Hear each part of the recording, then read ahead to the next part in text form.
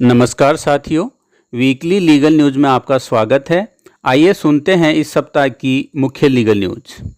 Chhattisgarh high court ने family court के उस आदेश को रद्द करते हुए जिसने पति को तलाक की डिक्री दी थी, स्पष्ट किया कि सरकारी नौकरी की जिम्मेदारियों के कारण पत्नी का अलग निवास स्थान पर रहना हिंदू विवाह अधिनियम 1955 की धारा 13 के तहत परित्याग या क्रूरता नहीं माना जा सकता, बशर्ते उसके आचरण से वैवाहिक संबंधों को बनाए रखने की स्पष्ट मंशा दिखाई देती हो।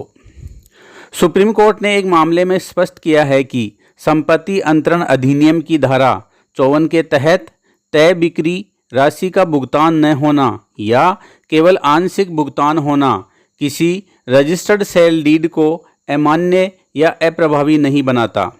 अदालत ने निर्णय दिया कि ऐसी स्थिति में विक्रेता सेल डीड को रद्द करने की मांग नहीं कर सकता। पीठ ने कहा कि सेल डीड के पंजीकरण के साथ ही संपत्ति का मालिकाना हक खरीदार को हस्तांतरित हो जाता है, भले ही केवल आंशिक राशि का ही भुगतान क्यों न किया गया हो। ऐसे में विक्रेता का कानूनी अधिकार केवल बकाया राशि की वसूली के लिए मुकदमा दायर करना है, न कि सेल डीड को शून्य घोषित कराना। इलाहाबाद हाई कोर्ट ने एक महत्वपूर्ण निर्णय में कहा है कि बिना स्वीकृत पद और बिना अनिवार्य शैक्षणिक योग्यता के की गई नियुक्ति शुरुआत से ही अवैध होती है। कोर्ट ने स्पष्ट किया कि केवल लंबे अध्यापन अनुभव के आधार पर कोई समता का दावा नहीं कर सकता और न ही सरकारी खजाने से वेतन या नियमितीकरण का हकदार हो सकता है। राजस्थान की नदी घाटियों में संस्थागत विफलता और पर्यावरण के गंभीर क्षरण पर चिंता व्यक्त करते हुए सुप्रीम कोर्ट ने राज्य सरकार को एक उच्च स्तरीय इंटीग्रेटेड कोऑर्डिनेशन ग्रुप और एक स्वतंत्र रिवर कमीशन अथॉरिटी गठित करने का निर्देश दिया है। कोर्ट ने नदियों और जल निकायों के प्रदूषण, अवैध औद्योगिक कचरे के बहाव, नदी तटीय क्षेत्रों में अतिक्रमण और भूजल के अत्यधिक दोहन से निपटने के लिए कई बाध्यकारी निर्देश जारी किए हैं। इसके साथ ही लोक सेवकों और औद्योगिक संचालकों की भूमिका की गहन जांच के लिए स्पेशल इन्वेस्टिगेशन टीम को निर्देश दिए हैं।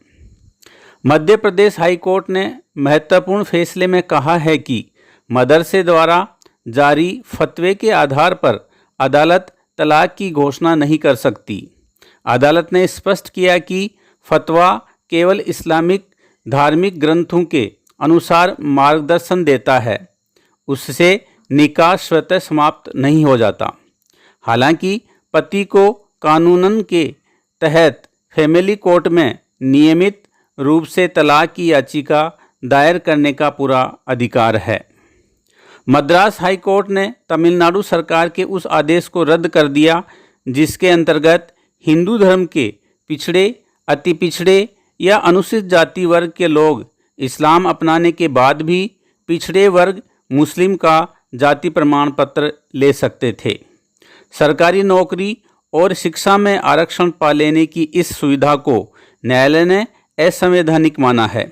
अदालत ने कहा कि धर्म बदलने वाला व्यक्ति पिछड़ा वर्ग मुस्लिम का दर्जा मांगने का अधिकारी नहीं रहता है, क्योंकि मुस्लिम समाज में भी अलग अलग समुदाय और वर्ग होते हैं, परंतु उनकी पहचान जन्म से तय होती है, न कि धर्म परिवर्तन से।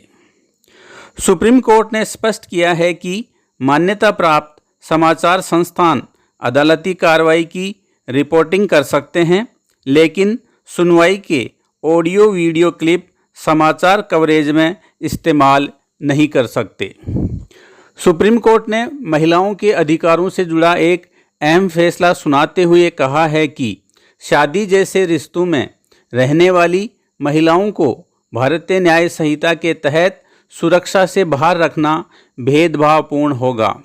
ऐसे रिश्ते में रहने वाले पुरुष पर घरेलू क्रूरता का मुकदमा चलाया जा सकता है। हालांकि कोर्ट ने साफ किया कि यह फैसला उन लिव इन रिश्तों पर भी लागू होगा जो शादी जैसे रिश्तों की श्रेणी में आते हैं, यानी जहां शादी करने का इरादा साफ हो। आज के लिए इतना ही। आप देखते रहें इंडिक्लो पाठशाला। फिर मिलते हैं नई वीकली लीगल न्यूज़ के साथ। धन्यवाद।